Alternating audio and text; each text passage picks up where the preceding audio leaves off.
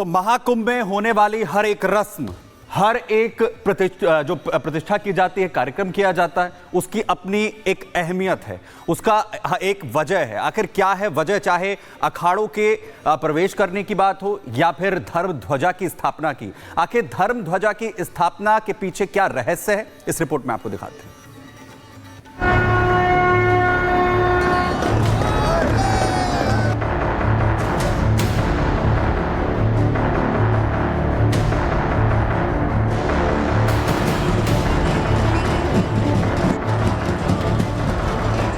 संगम तट पर संगत करने वाले संतों के अखाड़ों की रौनक नजर आने लगी है। छावनी प्रवेश के साथ कई अखाड़े अपने शिविरों में पहुंच चुके हैं, जिनकी धर्म ध्वजा उन्मुक्त आकाश में लहराने लगी है। तो कई अखाड़े पहुंचने की तैयारी में हैं, जो छावनी प्रवेश के साथ ही अपनी धर्म ध्वजा की भी स्थापना करेंगे, जिनमें शामिल है वैष्णव संप्रदाय की 3 प्रमुख अखाड़े, जो 28 तारीख शनिवार को अपनी धर्म ध्वजा स्थापित करने वाले हैं, जिसका साक्षी बनने गोरक्ष पीठाधीश्वर महंत योगी आदित्यनाथ मौजूद होंगे।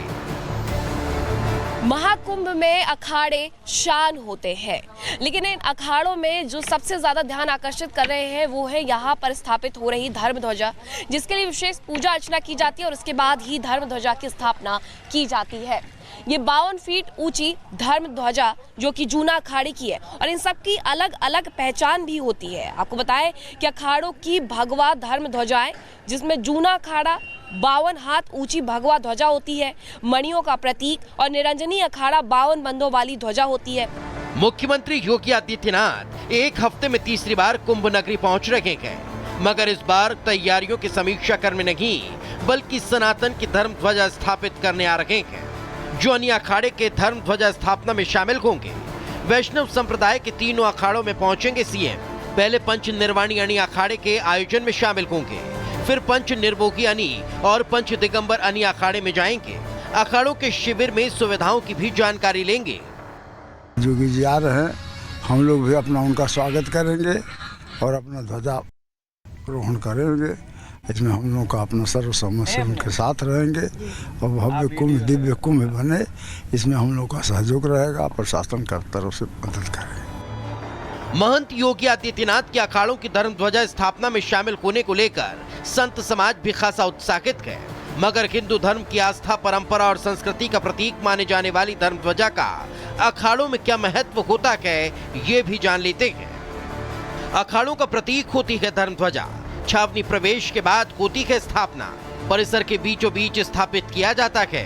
धर्म ध्वजा होती है अखाड़ों की पहचान, अखाड़ों की आन बान शान का होती है प्रतीक। इसकी छाया में ही इष्ट देव की स्थापना होती है। ये जो लकड़ी आप देख रही है, अभी इसमें छिलाई होती है, उसके बाद गेरू रंग इसमें किया जाएगा।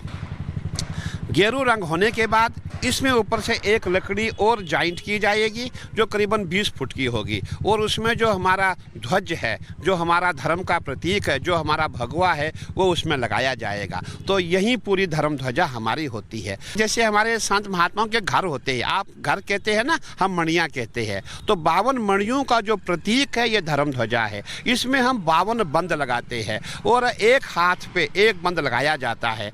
तो उसके बाद जब ये खड़ी हो जाती है, उसके बाद ये जो है पूरे रूप से हम कह सकते हैं ये धर्म ध्वजा है। तो आध्यात्म के इसी अनोखे आनंद का साक्षी बनने 40 से 50 करोड़ लोगों का जमावड़ा संगम की रेती पर लगने वाला है, जिनकी कामना होगी कि महाकुंभ में नजर आने वाली धर्म ध्वजा युगों युगों तक सनातन शक्ति की पताका को उन्मुक्त आकाश में फहराती रहे। Bureau report, Republic Bharat. तो देखिए, लगातार जिस तरीके से तैयारियों का जिक्र हो रहा है, प्रयागराज की जो नगरी है वो सज धज कर तैयार है आस्था के महाकुंभ के लिए। और सीएम योगी आदित्यनाथ की बात करें तो वो सिर्फ धर्म ध्वजा स्थापना में ही शामिल नहीं होंगे, इसके अलावा भी खास शेड्यूल है उनका। आपको वो भी बता देते हैं। संगम नगरी में योगी आदित्यनाथ का शिविर लगेगा। कुंभ में योगी के शिविर में दी जाएगी योग की शिक्षा। इसके अलावा प्रवचन, रामकथा, यज्ञ और झांकियों के भी दर्शन होंगे। शिविर में दूसरे आध्यात्मिक आयोजन भी होंगे। इसके साथ साथ ही साथ आपको बता दें शिविर में कुछ दिन रुकेंगे सीएम योगी आदित्यनाथ और शिविर में महंत के तौर पर वो कल्पवास भी करने वाले हैं। इसके अलावा आपको बता दें सीएम योगी आदित्यनाथ के शेड्यूल में तमाम चीजें शामिल रहने वाली है और इसके अलावा आपको बता दें लगातार तैयारियां तो जारी ही है। इसके साथ ही साथ आवाहन अखाड़े के रुद्राक्ष वाले बाबा से हमारे सहयोगी मीनाक्षी ने खास बातचीत की है, जो कि फिलहाल इस वक्त चर्चाओं में, आपको सुनवा देते हैं।